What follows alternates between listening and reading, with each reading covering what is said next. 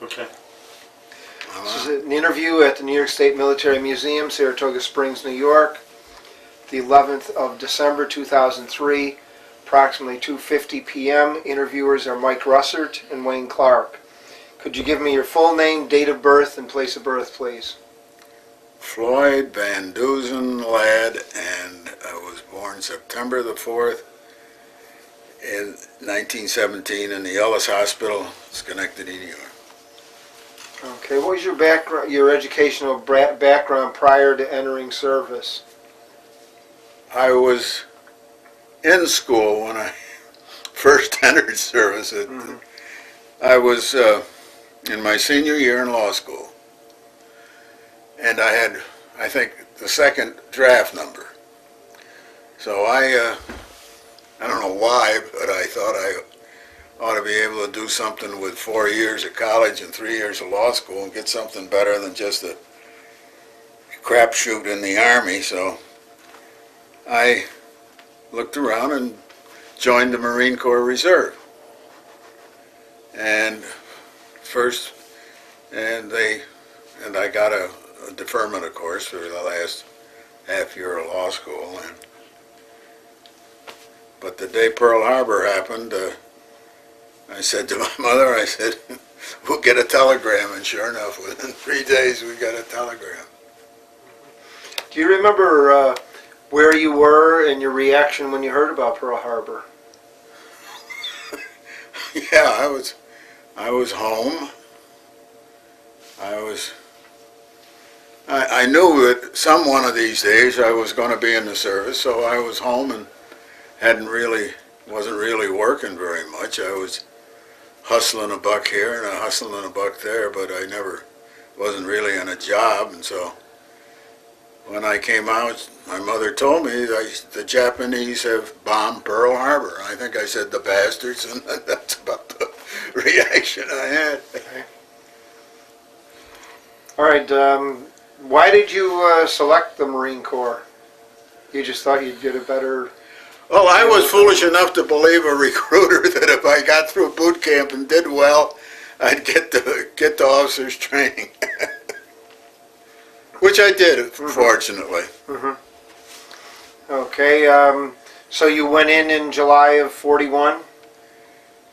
Yeah, if that's what the date says, that's when it was. Did you go into... No, not July, no. No? No, that's when I signed up. Oh, okay. With a recruiter, and believe it, stupid as you may be at those days, I believed him when he said, you go to boot camp, you do well, we'll send you to OCS. And that's what happened.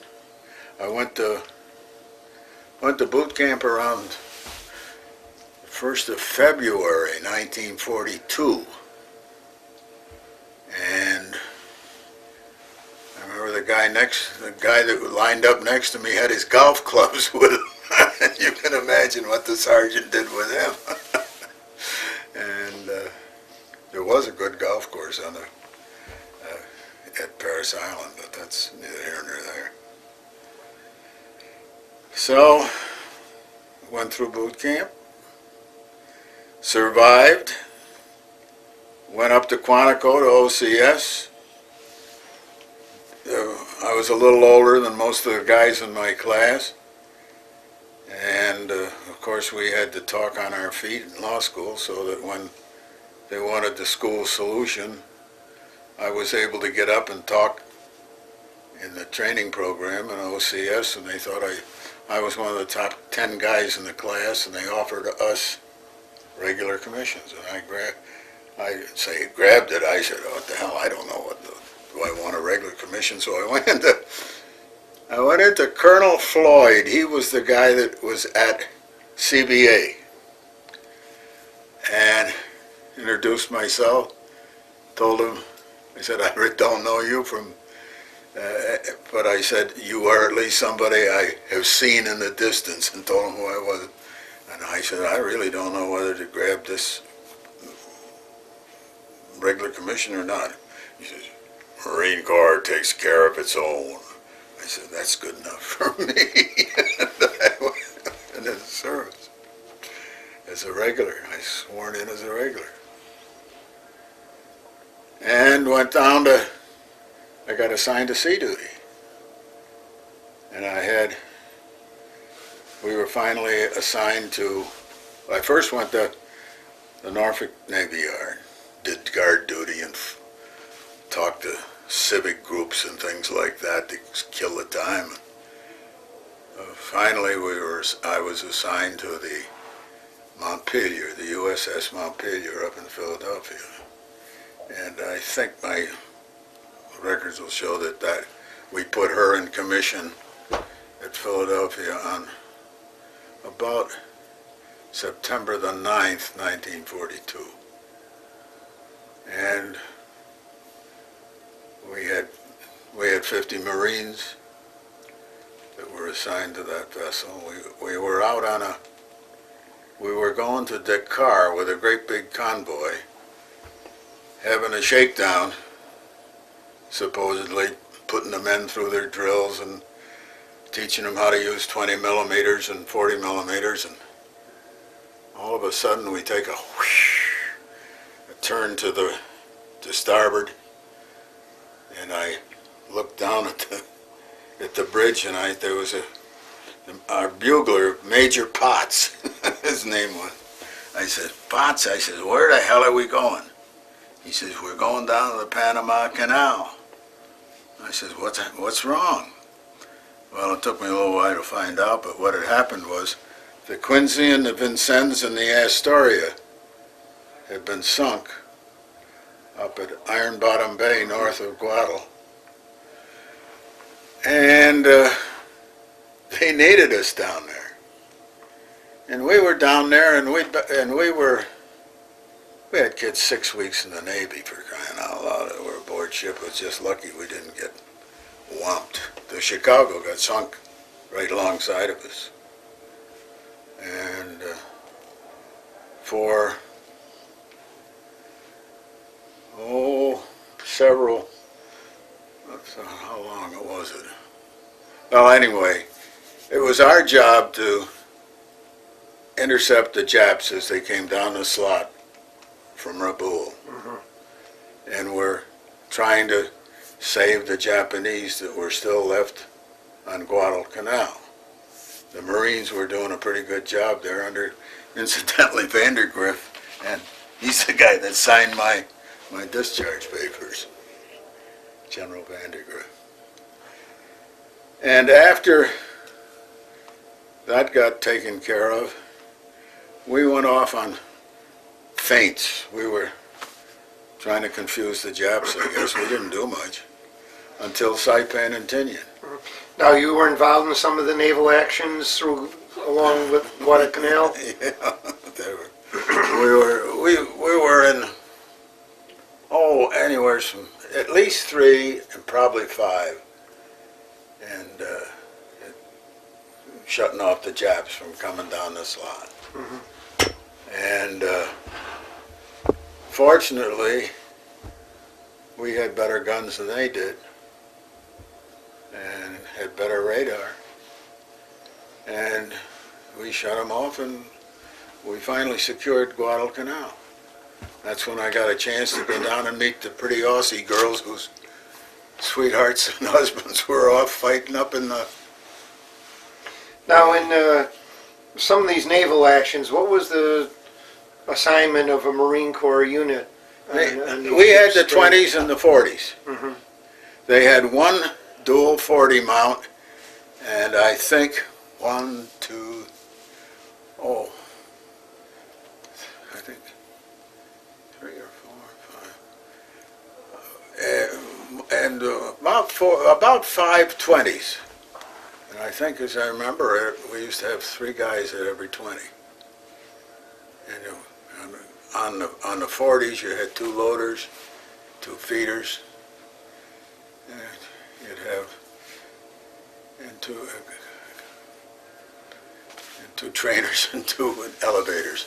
And it was a 40 crew, if I think, well, you asked me if I could place them, to tell you, it's about 8 on that 40. So that took up to 50 men, all right, there's no question. I was, fortunately, I had charge of the 5-inch battery. Not in charge because we were computerized. We had the first GE computers, and but it was our responsibility to send down the proper information with our rangefinders and radar. Go down to what was known as a plot room, and they put all this stuff on the computers, and they controlled the 5-inch guns. And they were dual 5-inch, first dual 5-inchers. You've probably seen a lot of single mounts, but not duals. And we had, wonder why I don't like fireworks. Christ. From my battle station, which was 72 feet off the water up in the director, I had a dual 5-inch and a dual 5-inch. It just seemed like they were right there. I could reach out and touch them, and boom, boom. And I'm no great believer in fireworks. I walk away from it. And then it came for a routine switch and sending me to a new battle station, a new duty station. And I got wind of the fact that the class of 1943 was getting flight training. And I said, how the hell am I going to get this so I don't have to come back out here and do island hopping? So I wiggled my way into that in a very unusual way. But anyway, I got flight training and was assigned to go out to Ottumwa, Iowa for flight training. See, I didn't go through the cadet stage in flight training. I went through the E-base, or the prelim, and I got there in November and didn't get out until Roosevelt's death in April because of the winter and you couldn't fly too much. But before that, I'd gotten married on the way. We got married, and we lived in a cellar in Ottumwa, Iowa. The Ottumwa, Iowa is known for it's the Morrell meat packing plant. Everything was, the favorite drinking hole was the Pink Pig.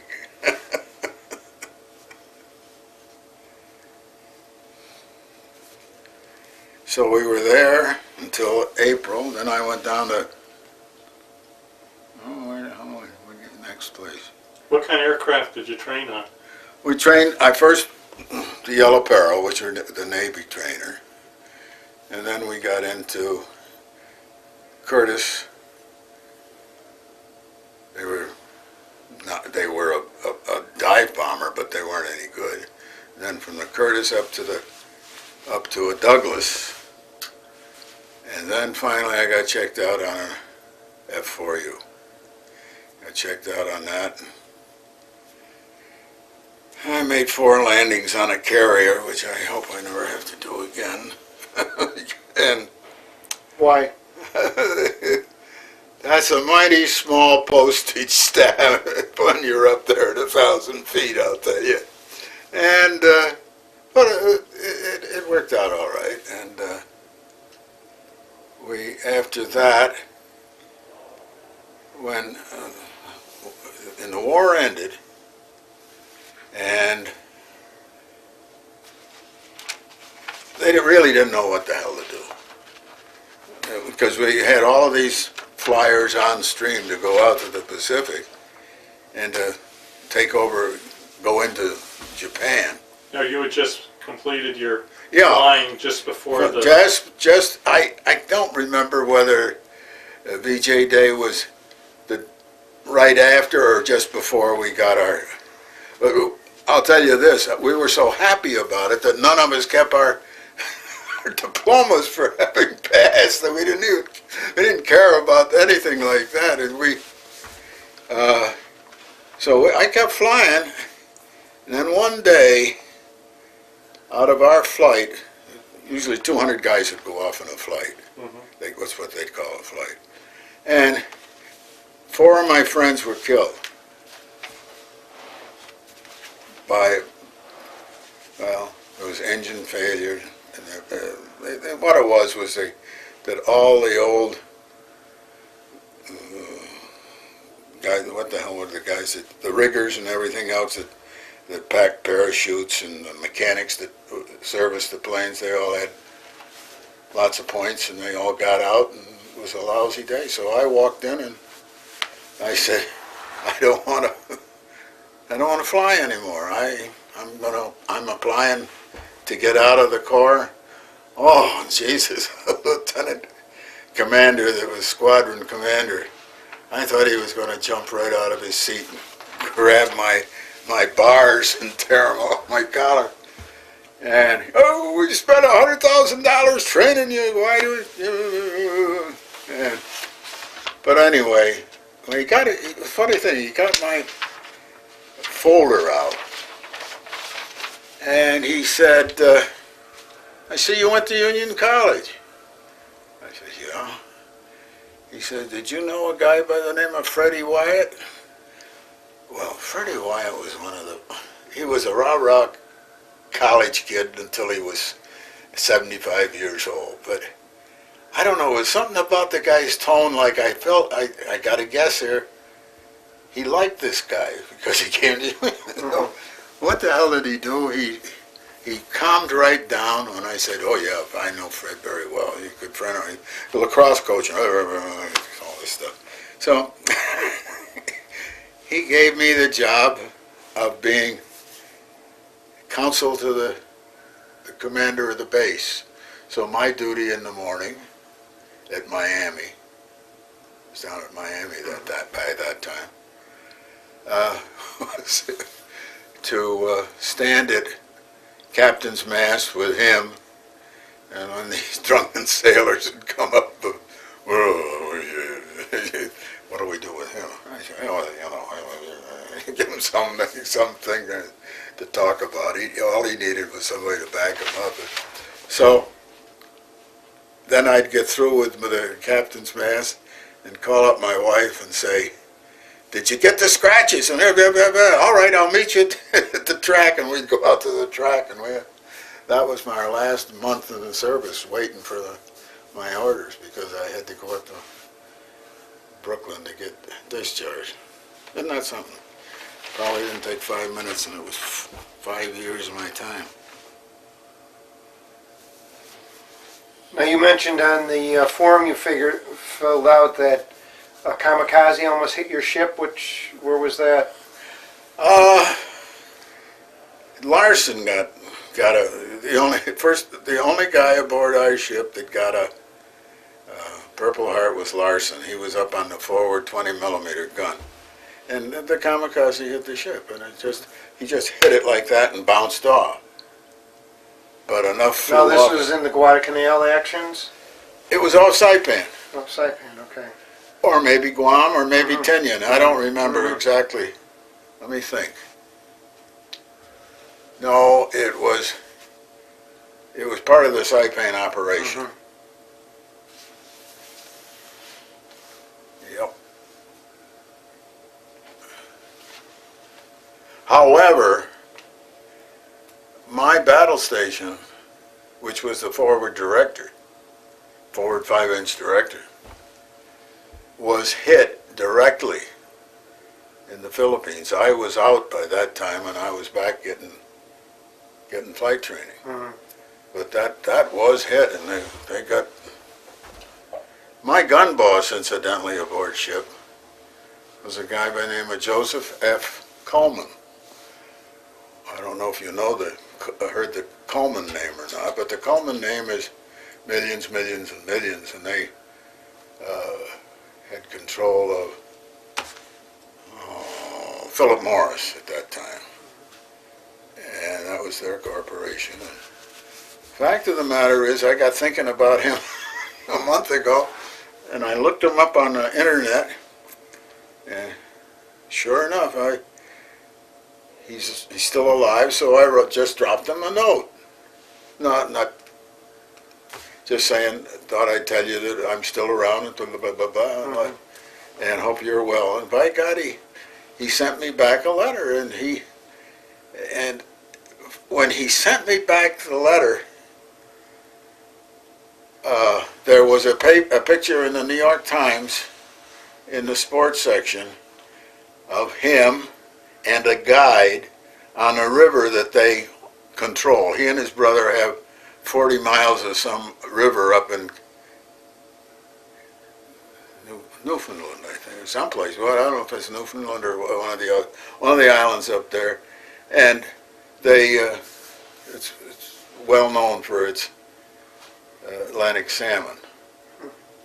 And there's this picture of him, so I cut it out of the Times and I sent it to him. I said, let's not make this a habit, but here's what, when you wrote me that note and I got it, I said, the next day, here's what was in the New York Times. He got a kick him. He's 91 years old. Wow. He was class of 35 at Yale. At Yale they had ROTC Navy, or whatever Navy ROTC was. And he was a good boss. After you were discharged, did you use the GI Bill? I know you already had most of your degree work done. No? No, never. Well, no, I can't say. I think the GI Bill is where you took the guarantee on your mortgage loan. Yes, right. Yeah, right. what the hell, that's part of it. Mm-hmm. I did that I bought my first house with a GI loan. Up on Rugby Road. Did you join any veterans organizations? I did for a while, yeah. Marine Corps League and the American Legion. I was afraid I don't want to hurt any feelings, but because I don't know whether you guys are big in that stuff or not. But they all seem to be guys that stateside. I didn't see many of them that were the commanders and the rest of it that were. And I don't know. I had a bug in my ass that it took five plus years out of my life, and if anybody wasn't in, I sort of hated them just because they hadn't been in. And there were a lot, of course, in Schenectady, with the General Electric Company. Did you ever get to see any USO shows while you were overseas? Oh, hell yes. Yes. Yeah. Any notables or that you recall? Ray Bolger. What girl was it? I'm trying to think what the woman was. Oh, I didn't see Bob Hope or anybody like that, but I remember Ray Bolger, and I remember a couple of other guys. And another thing I remember about, when you bring up Ray Bolger, I remember about the fact that we had a softball team aboard ship, and we got into I don't know who arranged it, but they got into a tournament, and I was the catcher on the team, and I had a kid that was a pitcher from Wichita, Kansas. That son of a gun could throw with either hand. He'd stand up there, and then once in a while he'd cross me up just to keep me awake too. But the second time we went and we won the tournament hands down. And the second time we went into one of those fleet tournaments, I figured I'm keeping some sailor aboard ship, so I appointed myself coach of the softball team. I drink beer while they're playing softball. Do you remember what your reaction was when you heard about the death of President Roosevelt? Well, I remember this. I remember the weather. And I remember where I was when I heard about it. We lived in a cellar of a guy by the name of Shipler in Ottumwa, Iowa. And I was just packing had a little 60 Ford at that time. We got that when we got back, after we got back. And I remember she came out and yelled out the back door, and I was busy getting the car packed, you know, a little Ford. And it was raining like hell. And I don't think I had any immediate reaction. I was more interested in getting on my way and going where we were going, which was we were going to Texas, down to Corpus Christi, Texas, from Ottumwa, Iowa.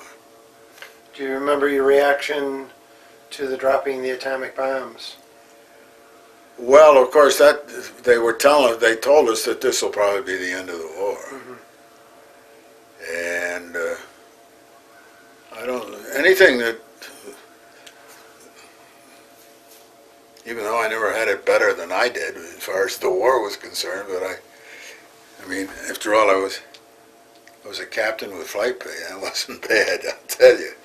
But still in all, and not knowing what the hell you were going to do when the war ended, what you were going to do was, how old was I? I was about 30, you know. Yeah. I think I probably was selfish and thought about myself and, well, what are we going to do now? Did you ever use the 5220 club?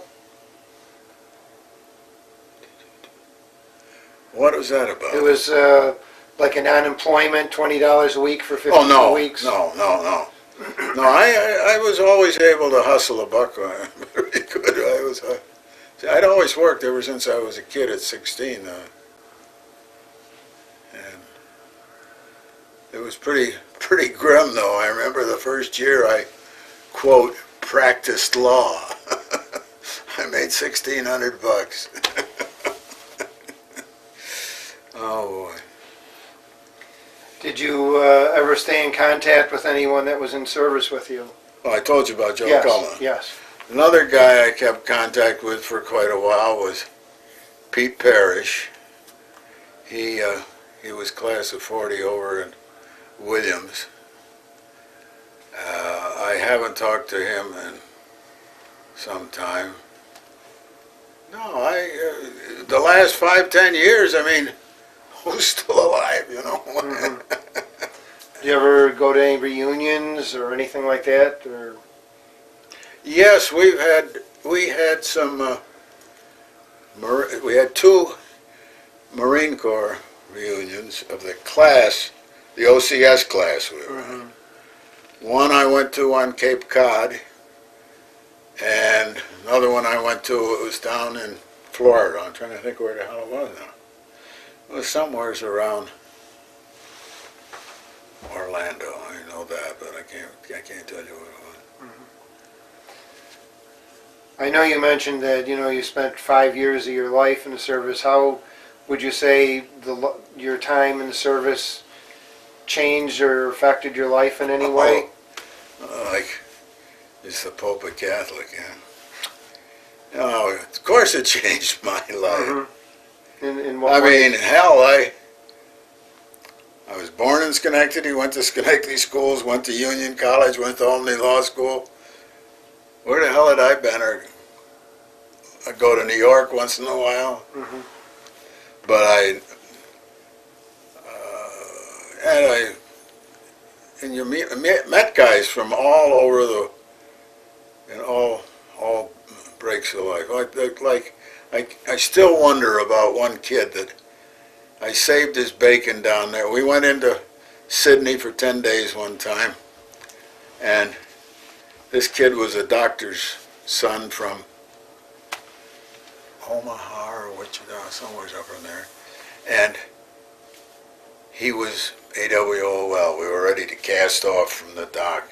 And I said to the officer of the day, I said, get me a car and a driver and I'll find them for you. And sure enough, I broke into the dame's bedroom and there's a kid at the bottom of the bed, and he and the broad are in the bed together, and I grabbed Mercer and I said, get your goddamn clothes on and come on here. I'm not going to let you get AWOL. But the next time we went in to Sydney for a little R&R, he didn't come back again, and I said, to heck with it, I didn't know where he was. The first time, you see, they asked who would take the job at Shore Patrol. And so the first day we're there, I'm the Shore Patrol, and Jesus, those guys all knew everything that was going on around the town of Sydney, or town of city, it's a big city. And I learned Sydney up and down in just about 24 hours, traveling around with the locals on the Shore Patrol. And so I found out where the girls assembled, little girls. That was terrible. And I think of the terrible thing that our guys did as far as the wives of those Aussie sailors, soldiers and sailors is concerned. But they wanted to be, that was a revelation to me, the openness of sex. I'd never seen anything like that up here. So, anything else? No, I guess that's it. Thank you. Autograph my Yes. my discharge. Well, this, why don't you hold this up in front of you, just hold it there. When was that taken? That was taken after I got out. I didn't have my, you'll notice I never wore my ribbons, and I'll tell you why, because I had so many stars on my ribbons that I was a little ashamed of it as a Marine, because any Marine that had lived more than two engagements was unusual. And I had 5 or 7 or something that I could wear for all of them. And this is the joke of the whole thing. You'll notice my name. I'm Floyd Van Deussen lad, and for some reason, for the 6 years I was in the Corps, I was Floyd V.D. lad. Don't think Sergeant Patterson and a few of those guys didn't have a lot of fun with me on that. Now, they were tough on us because they knew if we were going to break down, we'd break down in front of the men, which the worst thing in the world can happen to the leader of a platoon or a company. Okay. All right. Well, thank you. There it comes. The funny thing about that is I showed that to the girl that cuts my hair. And she says, please let me will that to me. I think that's wonderful. Okay, thanks.